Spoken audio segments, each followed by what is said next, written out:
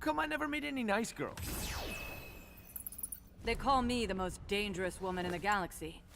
What's your nickname? Yeah, but you can call me Dante the Demon Killer. Has a nice ring to it, don't you think? In the short time that Marvel vs. Capcom Infinite has been out, it's been praised by hardcore fans for certain additions and absolutely scrutinized for other things.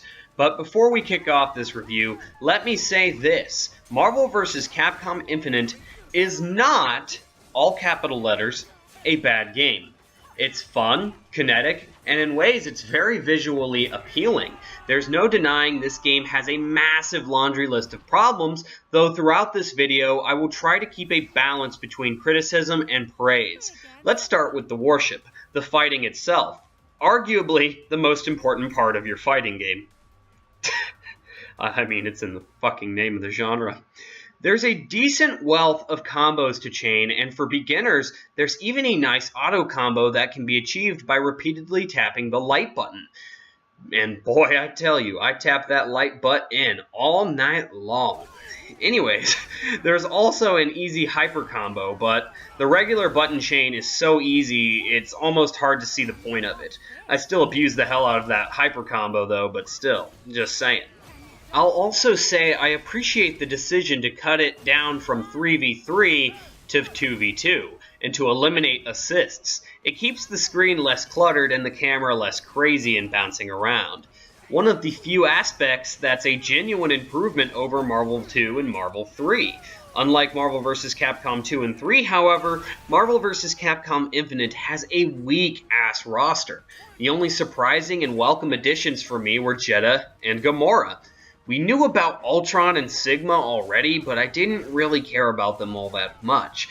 And apart from Monster Hunter and Venom, the DLC characters don't really entice me all that much. Also, they're overpriced. $30 for only 6 characters is fucking ridiculous. If it were a season pass that included more story and stages, it'd be a bit different. But if you bought them separately, yeah, you're saving overall, but you're still ending up paying like $8 to $16 if you only wanted 1 or 2 characters.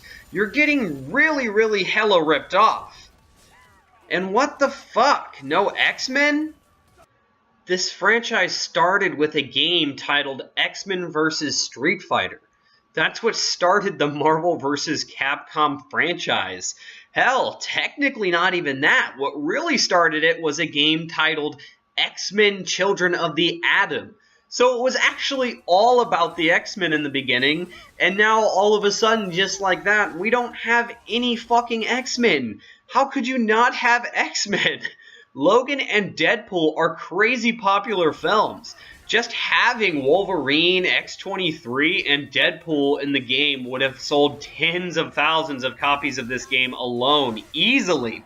Plus, all 3 of those characters have movesets from Ultimate Marvel vs. Capcom 3. Jesus. Don't blame Capcom for this, however. It's not their fault, trust me. I firmly believe that. They're not stupid. They'd have the characters if they could. It's their overlords at Disney and Marvel who are just mad that they don't own the film rights to the X-Men. And they are too stubborn to capitalize on them where they can.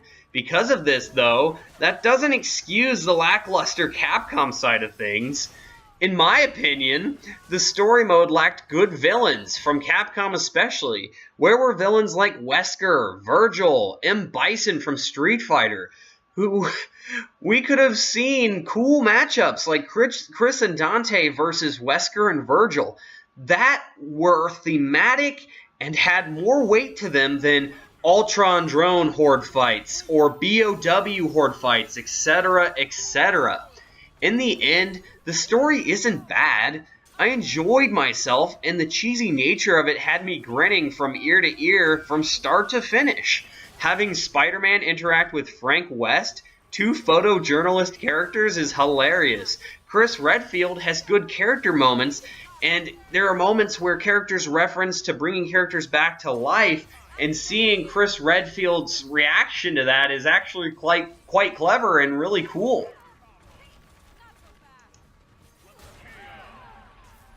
Also, having the main plot be about a virus really drives the whole Resident Evil portion of the game home.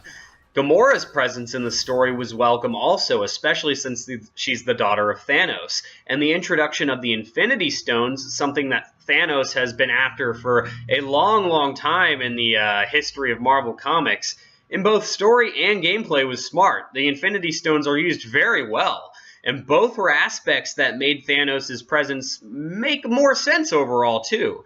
However, the whole game being drenched in the Marvel Cinematic Universe kind of detracts from the whole experience. It's what ultimately kept the X-Men out of the game. Changed character designs for the worst at times, although sometimes for the better also, and ultimately made Iron Man sound like a discount version of Robert Downey Jr., hilariously enough. It also shifted focus away from the Capcom side of things, which could be why there isn't a lot of new interesting Capcom characters like Nyland from Remember Me, or Asura from Asura's Wrath, a heavily requested fan favorite. Not to mention, the first character pass has 4 Marvel characters versus 2 Capcom characters, one of which, Sigma, should have been in the base roster to enhance the story. Like, what the shit? But overall, I'm still enjoying the characters we have.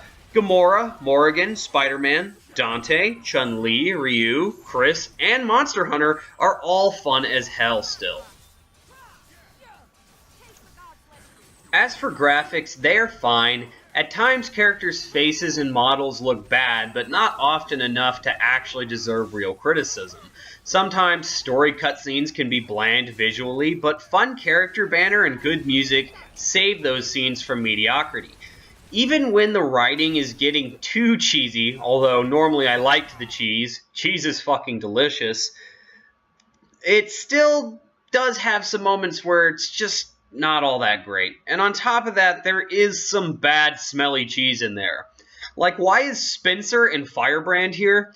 Firebrand doesn't meaningfully contribute to the story whatsoever, and no one likes the Dread's version of Spencer from Bionic Commando.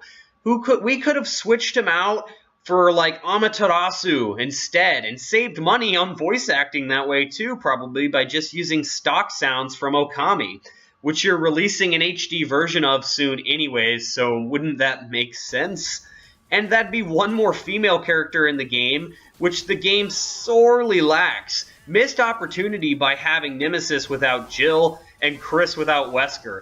It's just funny that Chris can identify Nemesis without Jill there, despite the fact that he's never seen Nemesis before. But I do love Infinite's gloriously cheesy final boss, Ultron Omega, who is just as ridiculous looking as he sounds. Great stuff.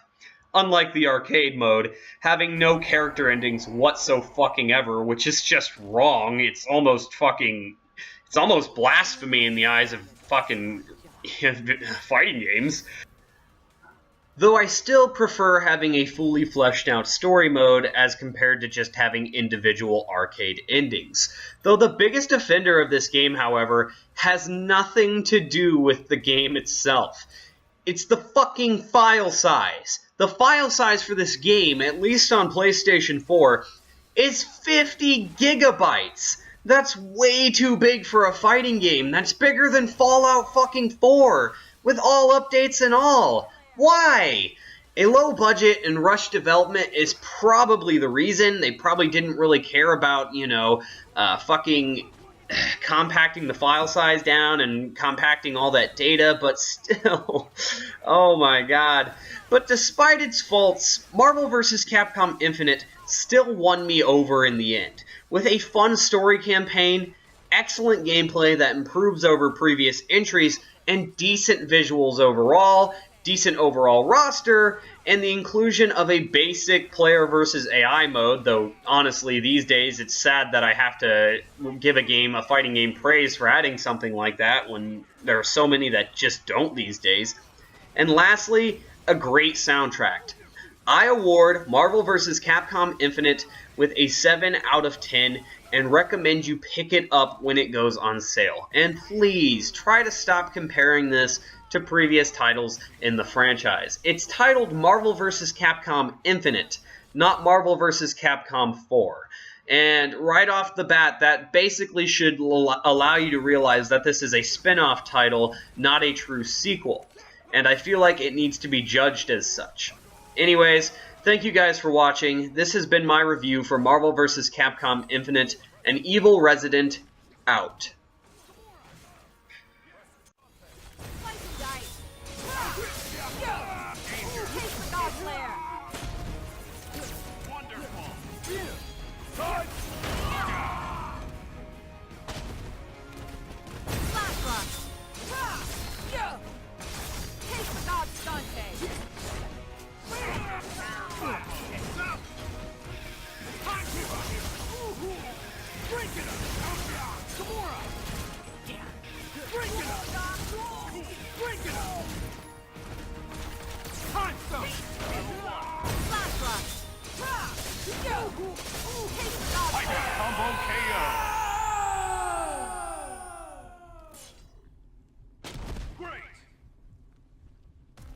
Eliminating the target, that's my job.